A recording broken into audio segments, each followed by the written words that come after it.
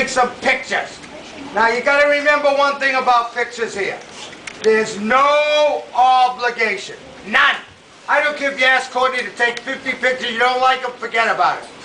If you do like the picture, she's going to refine them when we get back to the gift shop, the souvenir store.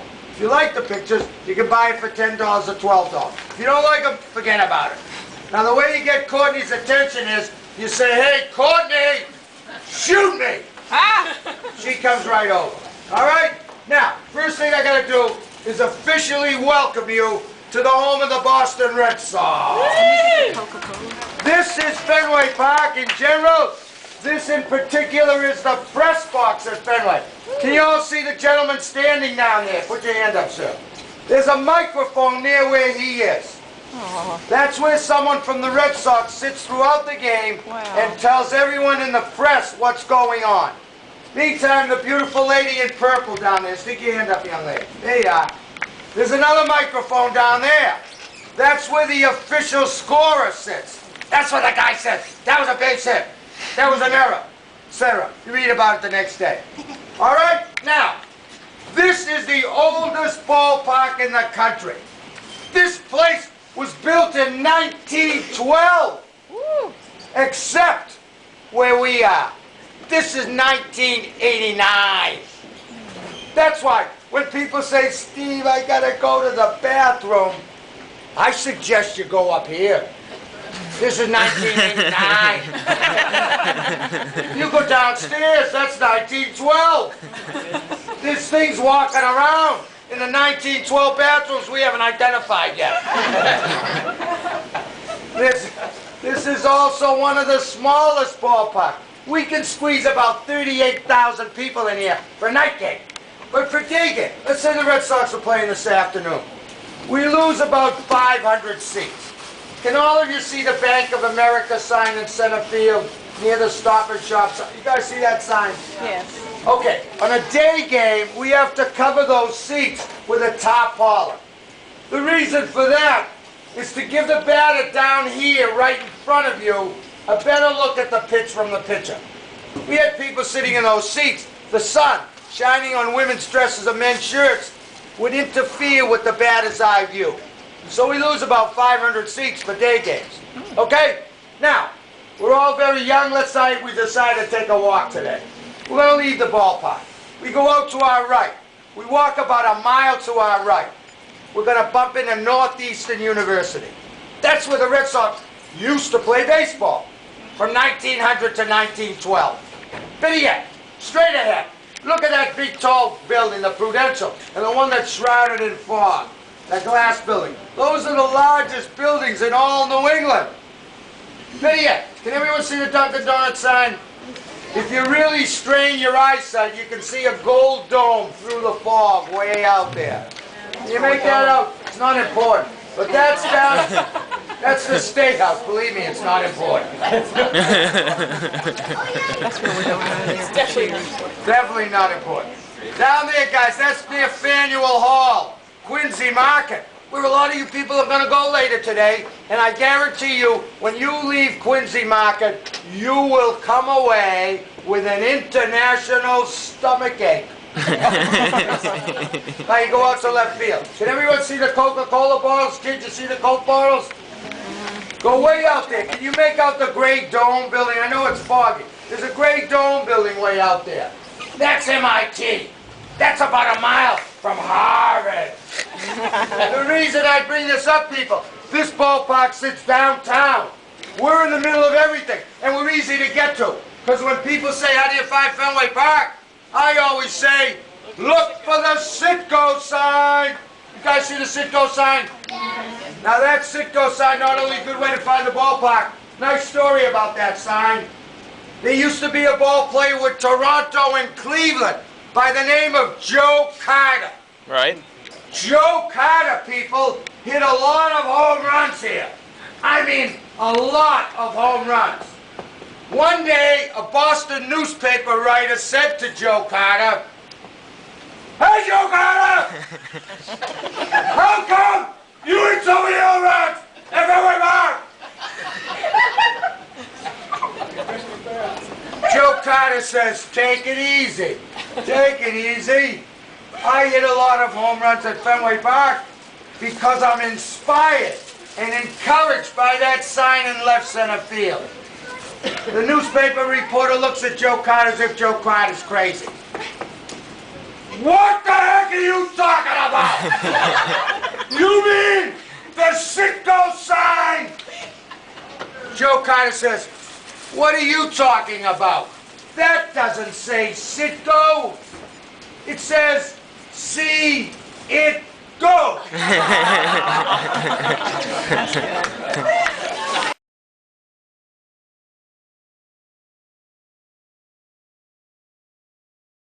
A standing ovation.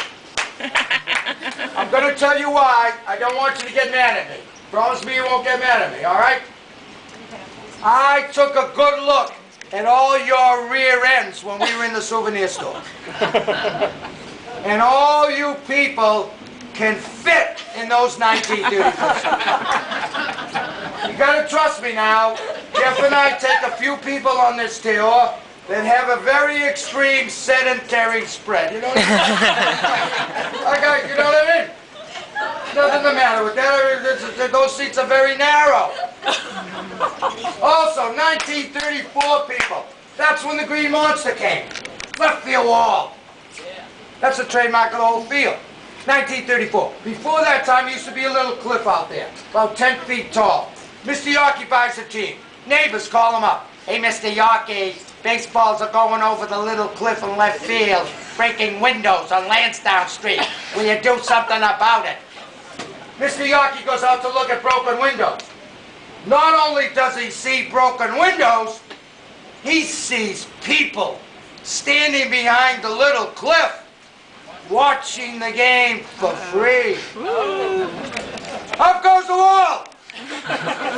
37 feet tall, 240 feet long. Ever since 1934, no broken windows, no freeloaders at the ballpark. Mr. Yorkie died in 1976, wife died in 1992.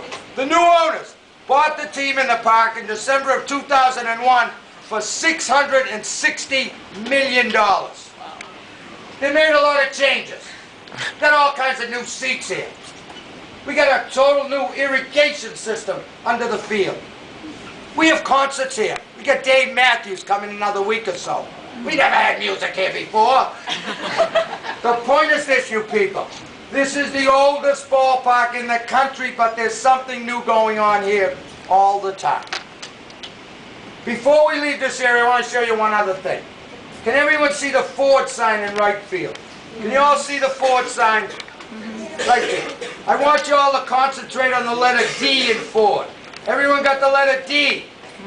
Now come down about 15 rows. Can you guys make out the red seat?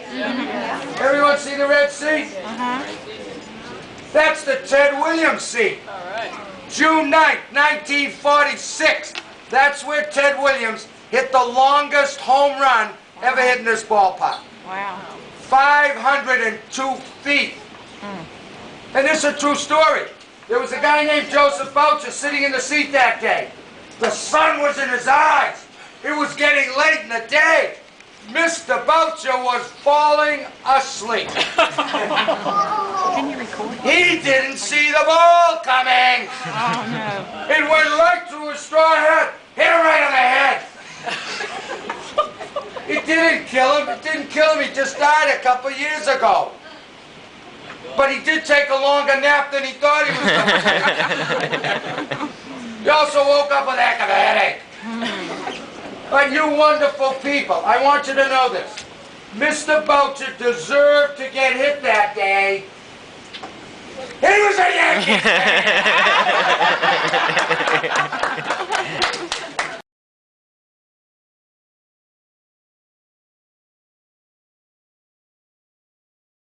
That's the most important part of the ballpark. The left field wall, the Green Monster. 1934, 37 feet tall, 240 feet long. When I was your age, the wall was 315 feet from home plate to the wall. 315. About 22 years ago, 4 kids from MIT broke in here at night with their fancy protractors and measuring equipment. And they measured it accurately. It's only 310 feet. You guys see the copper line on top of the wall? Everyone see the copper line? That's the home run line. Anything that's that or over, it's a home run. Underneath, it's off the wall. That wall, people, used to be covered with advertising from 1934 to 1947, filled with advertising. The main advertiser was a product called Lifebuoy soap. If you use Lifebuoy soap, you never had to worry about BO, body odor. However, the Red Sox weren't very good in those days, so the ad was not too effective. Because when the ad said the Red Sox use Lifebuoy, but the Red Sox stunk.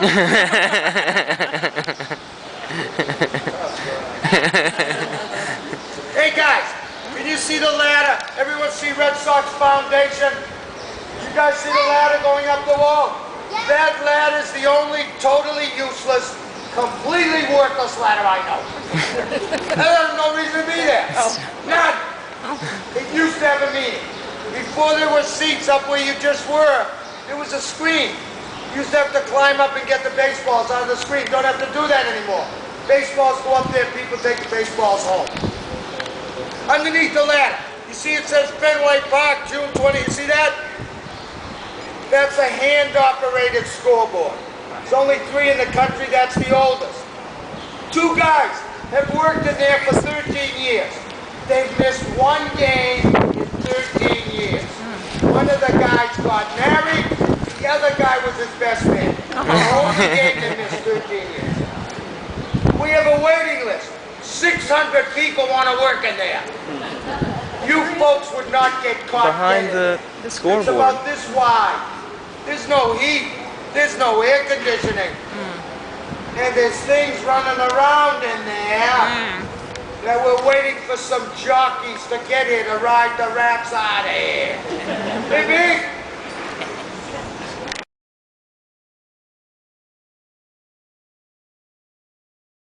Pesky's pole, people, is 302 feet. That's the shortest home run in all baseball.